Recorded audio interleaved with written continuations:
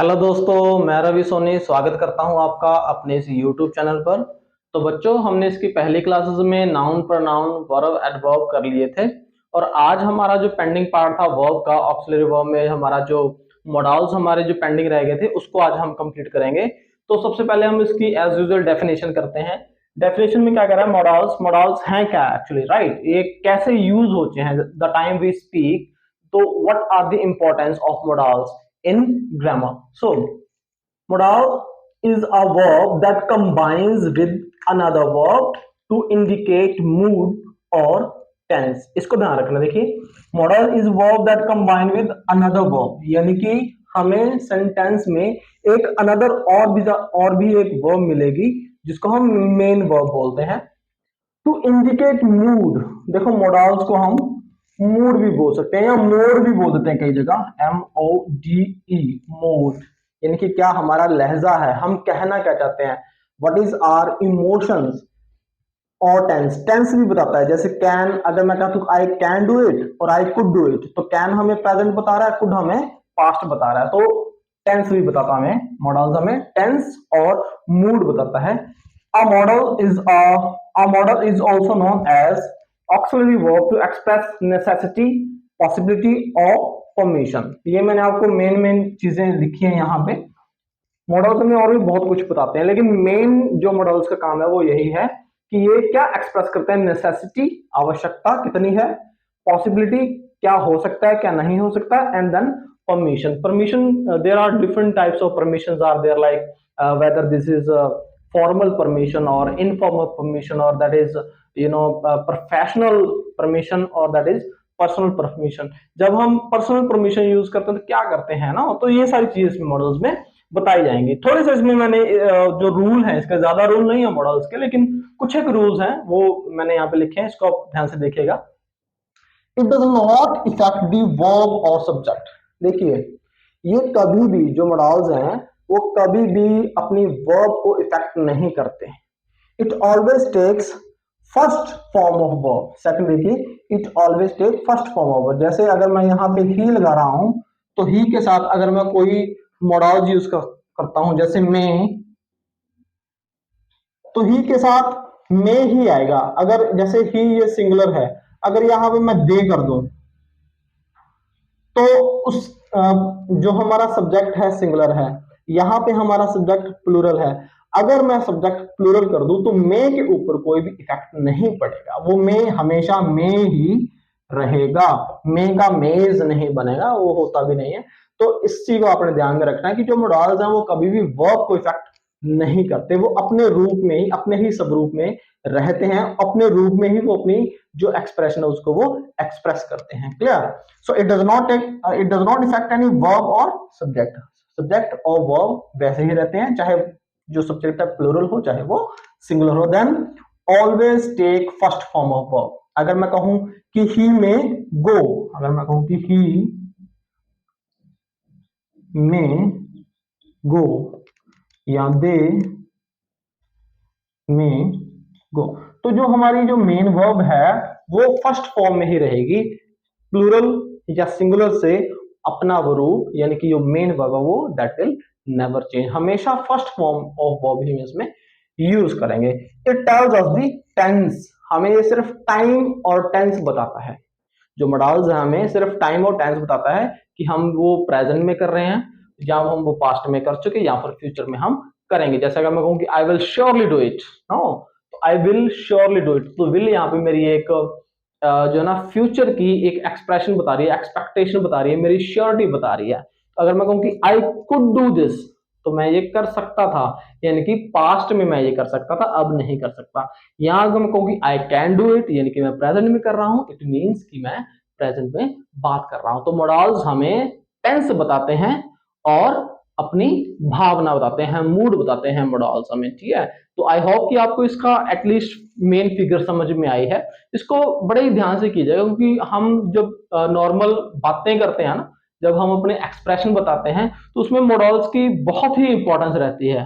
Clear? कि हम किस भाव से वो बात को कह रहे हैं। तो आई होप यहाँ पर समझ आया। अब हम मॉडल्स इसके करते हैं। देयर आर 14 मॉडल्स और over there, so one by one we will I will elaborate it to you.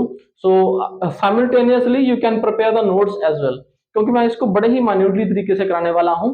आप चाहो तो इसके नोट्स बना सकते हैं, अपने साथ साथ लिखते रहिएगा साथ साथ, और पढ़ना बहुत जरूरी है। अगर आप सिर्फ इसमें देख के अगर आप समझने की कोशिश करो, हो सकता है आपको समझ में ना आए, लेकिन once if you practice at home definitely will get it. So I suggest you to take a notebook with you, and simultaneously you can note it down. So take a screenshot of that, and next we will start the all these 14 modals. So what are modals? हम पहले किसका करते हैं model? पहला आता है इसमें can. Can हमें क्या बताता है? It tells us permission, capacity, ability, request और astonished। जैसे परमिशन मैंने लेनी हो किसी से, लेकिन परमिशन वो हो अपने लेवल से, ना तो वो आपसे बड़ा हो ना ही आपके बराबर हो। अगर आपसे छोटा है तो ही आप कैन यूज कर सकते हो। जैसे can you please give me a glass of water, अगर आपसे वो छोटा है तो आप कैन लगा सकते हैं। लेकिन अगर आपसे वो उम्र में बड़ा है तब आप परमिशन के लिए क्या यूज करोगे? मे। आपको याद होगा जब हम स्कूल में पढ़ा करते थे तो हम टीचर से पूछते थे, may I come in ma'am, may I go for water, may I go for washroom, right? So you never used can I come on man? No, हमें सिखाया ही नहीं गया, क्योंकि वो मोडाल वहां पे गलत इसलिए हो सकता था क्योंकि वो परमिशन क्या थी, अपने से बड़े में हमने लेनी थी, इसलिए हम वहां पे मे यूज किया करते थे, कैन नहीं यूज करते थे। इसलिए अगर कोई आपसे छोटा है या आपके लेवल के बराबर भी है तब भी आप कैन यूज कर सकते हैं, लेकिन अगर आपसे उम्र में बड़ा है तब आप क्या यूज करोगे? मे, अदरवाइज कैन। तो कैपेसिटी, कैन हमें कैपेसिटी भी बताता है। Yes, I can write, I can teach, I can learn, I can run. Capacity आपकी एबिलिटी, यानी कि यस ये मैं ये कर सकता हूं, राइट? लेकिन वो प्रेजेंट में होना चाहिए, फिर पास्ट में नहीं। अगर पास्ट में है तो आप कुड यूज करोगे। Then request, can you please give me a glass of water, can you please write for me, can you do this favour for me, right? तो ये हम रिक्वेस्ट करते हैं, राइट? देन एस्टोनिश्ड, एस्टोनिश होता है surprising. जैसे हमें कोई इस तरह का शॉक लगाओ, how can you do this to me, आप ये मेरे साथ कैसे कर सकते हो, नो? तो तब हम वहां पे कैन यूज करते हैं, वहां पे हम परमिशन नहीं ले रहे होते। जैसा कि मैंने पहले बताया अपने वीडियो में कि हम यहाँ पे अपने इमोशंस, मॉडल्स हमें इमोशन, हमारे मूड बताते हैं, उसी तरह तो कैन का अलग अलग जगह पे अलग अलग यूज होता है। ये हमें टेंस भी बता रहा है, ये सारी चीजें प्रेजेंट में होती हैं। अगर ये चीजें पास्ट में होती है तो हम ये कह सकते हैं कि ये जो कुड है ये पास्ट का, कैन का ही पास्ट रूप है। क्या? कुड। जैसे polite permission, could you please give me a favour, could you please tell me who is in on duty today. So polite permission, ये भी पोलाइट परमिशन है, ये भी पोलाइट परमिशन है, लेकिन इसमें थोड़ा सा डिफरेंस ये है कि ये कुड जो है आप अननोन के साथ यूज कर सकते हो, लेकिन में आप अननोन के साथ भी यूज कर सकते हो और नॉन के साथ भी।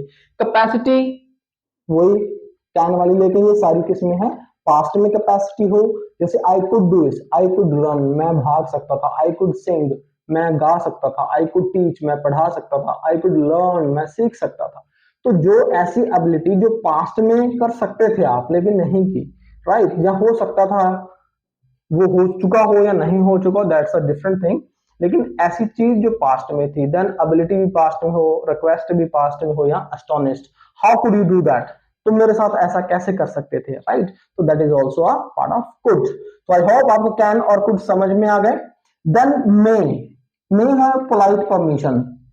जब हमने किसी से बहुत ही प्यार से, बहुत ही आदर से, रिस्पेक्टफुली किसी से कुछ पूछना हो या रिक्वेस्ट करनी हो या परमिशन लेनी हो तो हम मे का यूज करते हैं। May is the highly respectful word and we can say modals which we use in professional languages as well. हम इसको प्रोफेशनल लैंग्वेज में भी यूज करते हैं। मे का यूज बहुत ही जो है ना रिस्पेक्टफुल तरीके से किया जाता है, हर जगह ड्राफ्टिंग में भी इसका यूज किया जाता है, right? Then it is possibility. ये पॉसिबिलिटी भी बताता है। पॉसिबिलिटी होती है किसी काम को करने की आपकी कितनी परसेंट इच्छा है, आप कितने विलिंग हो उस काम को करने के लिए, right? And then it is wish. ये पॉसिबिलिटी आपको मैं डिटेल में भी कराऊंगा क्योंकि ये सब जगह यूज होती है। जैसे माइट में भी पॉसिबिलिटी यूज हो रही है, विल में भी पॉसिबिलिटी यूज हो रही है और वुड में भी पॉसिबिलिटी यूज हो रही है। तो इन तीनों में, माइट, विल, वुड में क्या डिफरेंस है या पॉसिबिलिटी चारों जगह कैसे आ सकती है? आप कहोगे सर अगर मे लगा के पॉसिबिलिटी हो रही है तो मैं माइट क्यों लगाऊं, और अगर विल लगा के पॉसिबिलिटी आ रही है तो मैं वुड में क्यों लगाऊं पॉसिबिलिटी के लिए? तो इसलिए इन चारों में डिफरेंस क्या है पॉसिबिलिटी का वो हम करेंगे, लेकिन इससे पहले थोड़ा सा इसका ये मैं कंप्लीट करवा दूं। पोलाइट परमिशन हो गया, पॉसिबिलिटी हो गया, देन इट इज विश। अब विश तो आपको पता है, जैसे हम विश के लिए यूज करते हैं ना, may you live long, may God bless you, may you know pass this examination, may you live long. तो जब हम किसी को क्या करते हैं, किसी के लिए प्रेयर करते हैं, किसी के लिए क्या करते हैं, प्रेयर करते हैं, जैसे कि गॉड ब्लेस यू, राइट। तो हम God bless you, may God bless you, sorry, may God bless you. तो गॉड का जी जो है हमेशा कैपिटल रहता है, may you live long this and that, तो हम ये मे इसलिए यूज करते हैं। देन माइट, माइट जो है जैसे कैन का कुड है पास्ट, वैसे ही मे का माइट क्या है, पास्ट है। अगर कोई ऐसी चीज जो परमिशन आपने पास्ट में करनी थी लेकिन नहीं की तो आप माइट यूज कर सकते हो। Then it is possibility. अब पॉसिबिलिटी कैसे है मैं आपको कराता हूं इन चारों की। सीक परमिशन, सीक परमिशन होती है जब हम किसी से कुछ परमिशन लेने जाएं और हमें पता हो कि ये 50% तो पूरी हो ही सकती है, जैसे कि if you are going to your principal and ask for the leave, so you know that you can easily get the permission to get sanction the leave। so आप ये कॉन्फिडेंस हो 50% आप कॉन्फिडेंट हो कि मुझे प्रिंसिपल से leave मिल जाएगी, तो वहां पे भी हम क्या यूज कर सकते हैं, माइट यूज कर सकते हैं। देन विल, विल में सबसे पहले है पॉसिबिलिटी। इनफॉर्मल परमिशन, देखो अगर आप घर में हो, जैसे मान के चलो आपके घर में आपका फ्रेंड आया तो आपने उससे चाय पूछनी है, चाय पियोगे, तो आप कहोगे विल टी गो, क्या चाय चलेगी, है ना। तो आप उसके साथ तो फॉर्मल तो नहीं हो ना, आप इनफॉर्मल हो, घर में हैं। तो हम इस तरह से जनरल लैंग्वेज में जहां पे हमारा ज्यादा कुछ इंटेंशन नहीं होती किसी को कुछ ज्यादा रिस्पेक्ट देने की, लेकिन हम कम रिस्पेक्ट भी नहीं दे सकते, तो इसलिए वहां पे हम विल यूज करते हैं। इसके साथ साथ विल कहां यूज होता है, स्ट्रॉन्ग प्रॉमिस में। प्रॉमिस कहां, yes I will surely reach your point, yes I surely will attend your party, yes I surely will help you. तो जहां पे हम एक स्ट्रॉन्ग एक फेथ पैदा कर दें, एक विलिंगनेस पैदा कर दें, तो वहां पे हम विल यूज करते हैं। इसके साथ साथ विल हम फ्यूचर टेंस के लिए यूज कर सकते हैं। यहाँ कॉन्फिडेंस इन फ्यूचर लिखा हुआ है, जैसे मैंने आपको definitely I will help you, तो कॉन्फिडेंस में भी यूज हो सकता है। इसके साथ साथ फ्यूचर हमें जो विल है हमें फ्यूचर की सेंस भी देता है। और इसके अलावा हम बताऊंगा जो शेल है, विल और शेल हम यूज करते हैं, लेकिन शेल जो है डिक्शनरी से डिलीट हो चुका है, हर जगह हम विल ही यूज करते हैं। वो इसका कारण ये है कि विल ने अपनी जगह इस चीज के कारण ले ली, स्ट्रॉन्ग परमिशन के कारण। अगर हम पहले आई के साथ शेल यूज कर सकते, लेकिन अब हम आई के साथ विल भी यूज कर सकते हैं। उसका कारण एक यही है कि विल लगाते ही हमारा एक कमिटमेंट हो जाती है, हमारा एक पॉसिबिलिटी हो जाती है, हमारी एक स्ट्रॉन्ग परमिशन उसके साथ हो जाता है। इसलिए आई के साथ विल गलत नहीं है, लेकिन वो आपका जो है ना प्रॉमिस होना चाहिए। अगर आप ग्रामेटिकली कर रहे हैं, कहीं आपसे पूछा जाए कि आई के साथ शेल लगेगा या विल लगेगा, वहां पे आप ये कहोगे आई के साथ शेल ही लगेगा। ग्रामेटिकली आज भी इसको गलत माना जाता है, लेकिन आपकी नॉलेज के लिए मैंने आपको ये सिर्फ बताया है, तो इस चीज का ध्यान रखिएगा आप। अगर तो ग्रामेटिकली पूछ रहा है तब तो आप आई के साथ शेल ही लेंगे, लेकिन अगर प्रॉमिस के टाइप में पूछ रहा है then definitely you will use will. Then it is our would, would is also possibility. अब ये कैसे पॉसिबिलिटी है, इन पॉसिबिलिटीज को मैं आपको अभी कराता हूं, क्या डिफरेंस है इन चारों पॉसिबिलिटीज में, ठीक है। एक बार इसी क्लास में कराऊंगा, थोड़ा सा पेंडिंग रखिए। Then it is polite request, जैसे हमारे घर में आता है what would you like to have, हम जनरली यूज करते हैं ना, आप क्या लेना पसंद करेंगे, sir would you please mind the gap, क्या आप थोड़े से खिसक जाएंगे मुझे बैठने के लिए, sir would you like to have a cup of coffee, क्या आप कॉफी पीना चाहेंगे। तो वहां पे हम क्या करते हैं, पोलाइट रिक्वेस्ट या फिर विश, आपकी विश क्या है, आपकी इच्छा क्या है करने की। तो ये बहुत ही, जैसे मैंने आपको बताया मे, उसी तरह ही हमारा जो वुड है ये भी एक बहुत ही ज्यादा पोलाइट वर्ड है। वुड में पॉसिबिलिटी भी है, वुड में एक जो है ना पोलाइट रिक्वेस्ट भी है, और वुड में एक विश भी है, राइट। तो आई होप यहां तक आप समझे। अब हम करते हैं इनका डिफरेंस, जो मैंने आपको डिफरेंस बताया था कि विल में, माइट, विल और वुड में पॉसिबिलिटी का डिफरेंस क्या है। देखिए इसको थोड़ा सा ध्यान से समझिएगा, एंड आई प्रॉमिस डेफिनेटली कि अगर आपने इसको ध्यान से समझ लिया ना तो विल, वुड, मे और माइट, इसको कभी भी आप भूलेंगे नहीं, इसको बड़े ही ध्यान से समझिएगा, बड़ी ही इंटरेस्टिंग बात है। देखिए देखिए, सबसे पहले तो मैंने आपको यही बोला था कि मॉडल्स जो है हमारी पॉसिबिलिटी बताते हैं, हमारे भाव बताते हैं, राइट।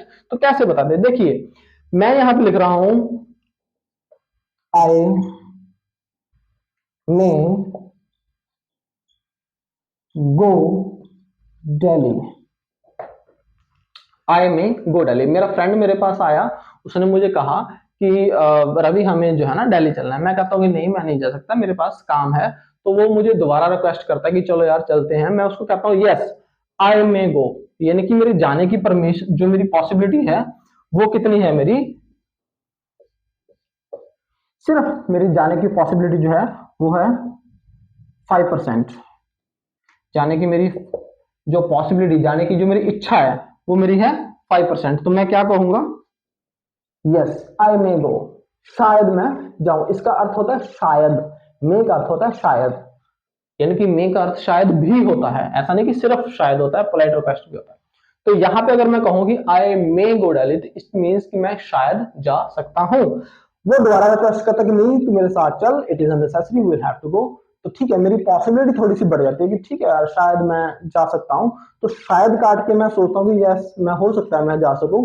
तो मैं उसे कह दूंगा कि ठीक है यार I might go, I might go, यानी कि जो मेरी पॉसिबिलिटी थी वो 5% से बढ़कर कितने परसेंट हो गई, 50%। मैं 50-50 हूं, मैं कंफ्यूज हूं कि यस मैं जा तो सकता हूं। तो फिर मैं उसको कहता हूँ ठीक है यार ओके आई माइट गो, यानी कि मैं शायद जा सकूं। अब मेरी वो द्वारा इंसिस्ट करता है, no you will have to go, definitely will have to go, आपको मेरे साथ जाना ही पड़ेगा। तो मैं कहूंगा कि ठीक है अगर मैं फ्री हूं तो मैं जा सकता हूं। तो मैं उसको कह दूंगा कि ठीक है okay I would go, I would go, यानी कि मेरी जाने की जो परसेंटेज है वो 95% होगी।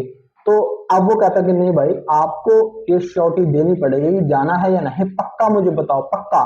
तो अगर मैं उसे पक्का क्या कर दूं, स्ट्रॉन्ग परमिशन कर दूं, तो मैं करूंगा ओके आई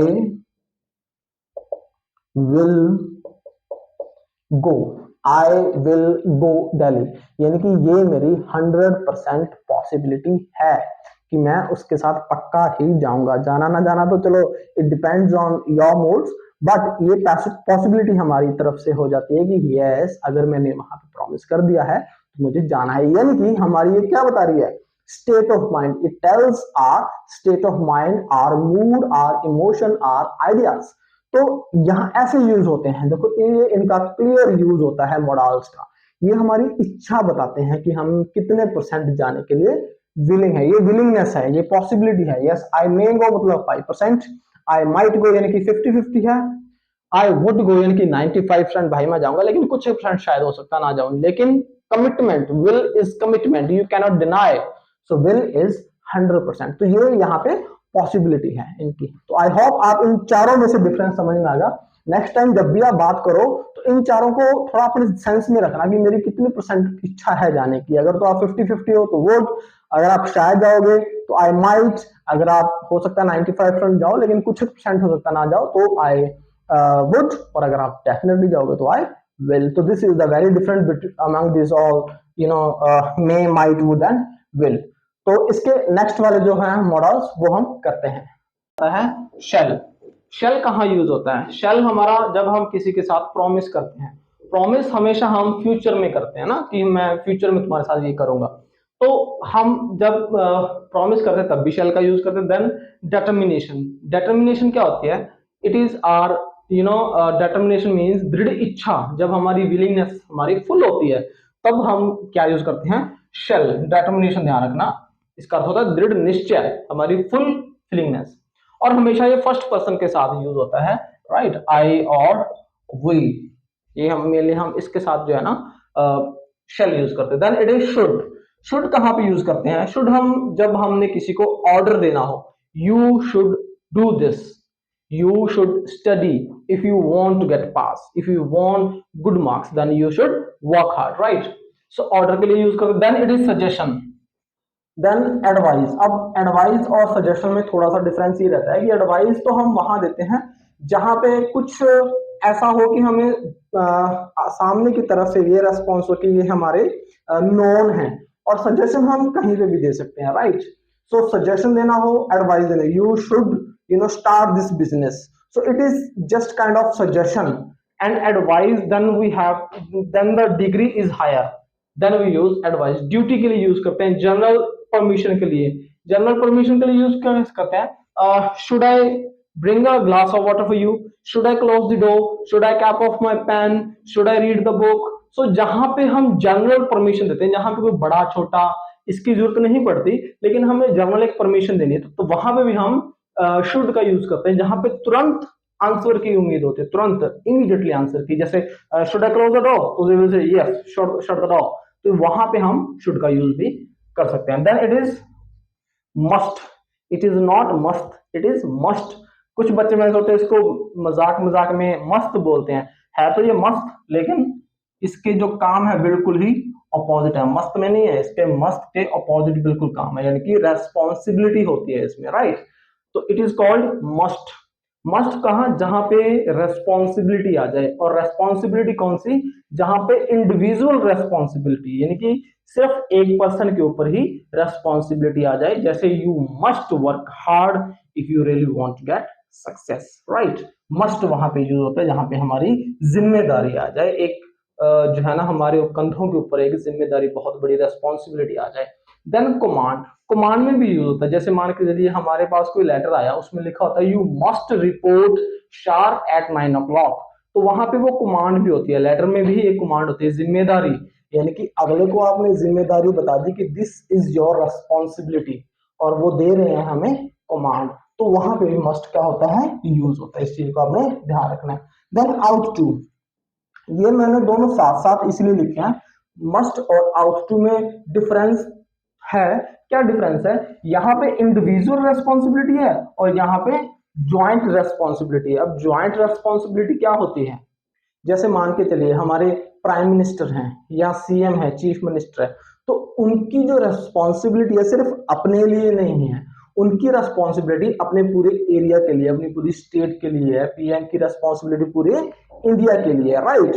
तो this is the joint responsibility, और वो कैसे, मॉरल ड्यूटी ऑल्सो, जहां पे मॉरल ड्यूटी आ जाए, और जब हमने किसी को कमांड ना देनी हो, अगर हमने उनको उनका काम बताना है, तो we cannot command them, we will just make them realize कि दिस इज योर रेस्पॉन्सिबिलिटी, और हम आउट टू का यूज करेंगे, वहां पे हम उनको मस्ट कह के संबोधित नहीं कर सकते, राइट। तो this is the very different between must and ought to. देखो मैंने स्टार्टिंग में बताया था कि ये हमारी भावनाओं को व्यक्त करता है, बोलने का बहुत ही बढ़िया तरीका बताते हैं हमें मॉडल्स, तो यही डिफरेंस रहता है। अगर आप मस्ट लगा देंगे तो पढ़ने वाला सोचेगा कि they are giving me command, right, but no, we have to give them respect, so we use ought to instead of must.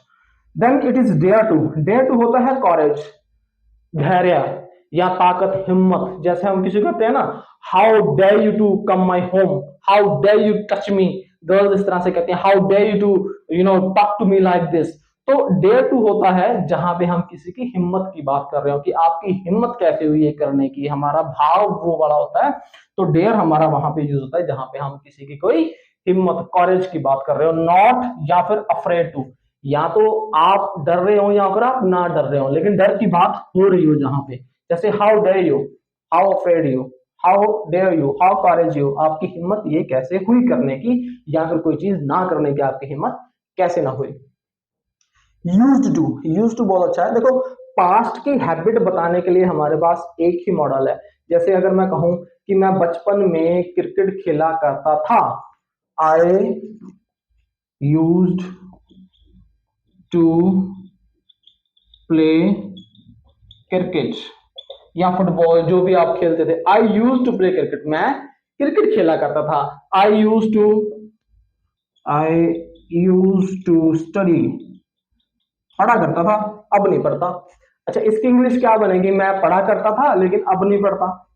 I used to study, अब आगे, बट अब नहीं पढ़ता, कि क्या आएगी, इसके लिए हम एक टर्म यूज करते हैं, no longer now. I used to play cricket but no longer now, मैं क्रिकेट खेला करता था लेकिन अब नहीं खेलता। I used to play cricket but no longer now. मैं I used to study but no longer now, मैं पढ़ा करता था लेकिन अब नहीं पढ़ता। तो अब नहीं पढ़ता या अब नहीं कोई भी चीज करता के लिए हम नो लॉन्गर नाउ का यूज करेंगे। नो लॉन्गर नाउ कोई मॉडल्स नहीं है, it is a term of English, right. तो यूज टू हम कहां पे यूज करते हैं, जहां पे हम अपनी पास्ट की हैबिट बता रहे हो। Good. Then it is have to. Have to हमें क्या बताता है, हैव टू हमें बताता है नेसेसिटी। नेसेसिटी मतलब आवश्यकता, कितनी आवश्यकता है आपको करने की या ना करने की। Then unwillingness, it is very clear. एक होती है विलिंगनेस, करने की इच्छा, एक होती है अनविलिंगनेस, ना करने की इच्छा, right. And then is forced circumstances. अब तीनों चीजें समझिए। नेसेसिटी क्या होती है, नेसेसिटी वहां होती है जहां पे हमें कोई चीज करनी पड़े। जैसे अगर मैं कहूं कि you will have to attend the meeting, आपको ये मीटिंग अटेंड करनी पड़ेगी, यानी कि नेसेसिटी करनी ही पड़ेगी, इसमें कोई इफ एंड बट नहीं है। You will have to attend, right. वहां पे हमारी क्या आ गई, necessity. You will have to go, you will have to ride, you will have to come, you will have to sing, you will have to eat, you will have to go. जहां पे have to आ गया एक साथ, वहां पे हमारी क्या आ जाएगी, नेसेसिटी। Then unwillingness. अब देखिए ये सारी चीजें हैं। अब ये सारी चीज अगर मैं नेगेटिव में बोलूं तो अनविलिंगनेस हो जाएगी। Either you do or you not do, but you will have to do this, चाहे विलिंगली करो चाहे फिर अनविलिंगली करो। Then it is forced circumstances. इसका यूज तो कम होता है लेकिन फोर्स्ड सर्कमस्टेंसेस मैं फिर भी बता देता हूँ। देखिए कई बार क्या होता है, हम एक बुरे दौर से गुजरे होते हैं, हर कोई गुजरता है जिंदगी में ऐसा दौर, हर किसी कहता है कि ये हमारी जिंदगी में ऐसा एक बुरे दिन आते हैं जिसको हम याद रखते हैं लॉन्ग टाइम। तो फोर्स्ड सर्कमस्टेंसेस, तो हम कहते हैं यार हम इतने, हमने वो देखे हैं कि हमें जो है ना प्यासा रहना पड़ता था ना, so we have to you know live without water, हमें we have to live without food, या we will have to live without shelter, हमें बिना घर के भी रहना पड़ा, बिना पढ़ाई के रहना पड़ा, बिना पेन के रहना पड़ा। नो, तो जहां पे कोई ऐसी फोर्स्ड सर्कमस्टेंसेस आ जाए, सर्कमस्टेंसेस मतलब हमारे एक दौर, हमारा एक दौर, एक ऐसी घटनाएं या भावनाएं जहां पे हम फोर्सफुली कुछ करना पड़े। देन लास्ट है हमारा नीड टू। नीड टू सिर्फ होता है हमारा नेसेसिटी में, जो इसी की ही ये एक डिग्री है।